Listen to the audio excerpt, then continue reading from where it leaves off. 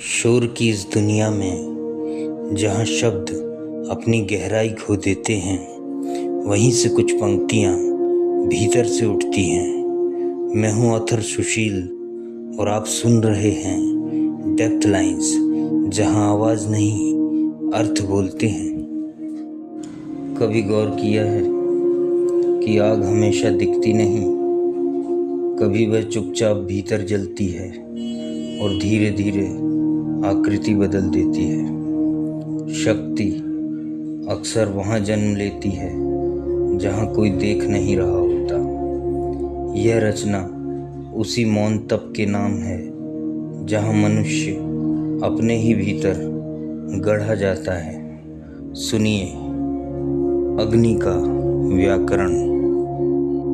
भोर अभी पूरी तरह जागी नहीं थी, पर क्षितिज के नीचे एक लालिमा लगातार किसी अदृश्य निर्णय को पकाती जा रही थी।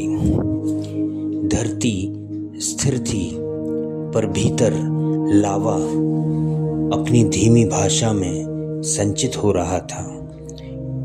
शक्ति घोषणाओं से नहीं बनती, वह उन चट्टानों की तरह है जो सदियों तक दबाव सहकर अपने भीतर धार इकट्ठा करती हैं।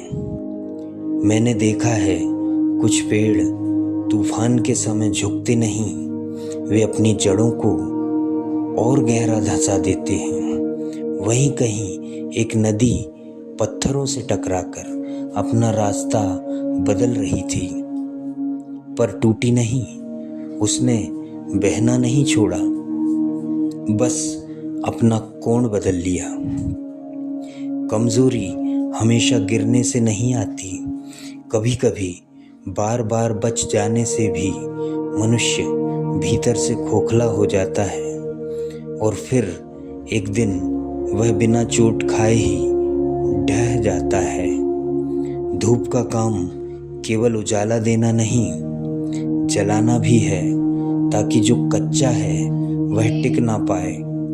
उसी तप में धीरे धीरे स्पष्ट होता है एक ऐसी रेखा जो कोई देखता नहीं, पर जिसे लांघना अपने ही विरुद्ध जाना होता है।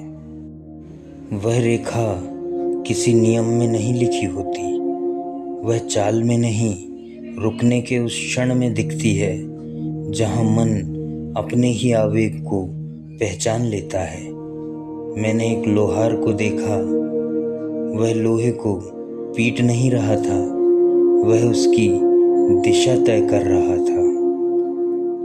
हर प्रहार में एक आकृति छुपी थी जो धीरे धीरे अपने आप को स्वीकार कर रही थी।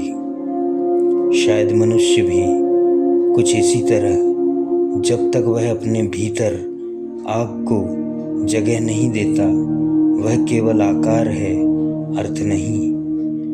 और जब आग ठहर जाती है तो वही देह एक शांत विधान सी अपनी जगह लेने लगती है। संध्या के उस क्षण में जब रोशनी और अंधेरा एक ही रेखा पर टिके थे, एक धीमी सी अनुभूति उभरी कि हर दिन कुछ अनगढ़ फिर से आकार चाहता है और भीतर कहीं एक ताप अपनी भाषा खोजता रहता है। शायद वहीं से कुछ आकार लेना शुरू करता है, या फिर वह हमेशा से उसी आग में धीरे धीरे लिखा जा रहा था। शायद ये पंक्तियाँ सिर्फ मेरी नहीं थी, आपके भीतर भी कहीं किसी कोने में दबी रह गई थी। यदि इन पंक्तियों ने आपके भीतर किसी छिपे हुए स्वर को छुआ है, तो इस यात्रा में साथ रहिए, अपना अनुभव साझा कीजिएगा और डेप्थ लाइंस को सब्सक्राइब कीजिए, ताकि अगली गूंज आपसे दूर न जाए। मैं हूँ ऑथर सुशील, फिर मिलेंगे किसी और गहराई में। शुक्रिया।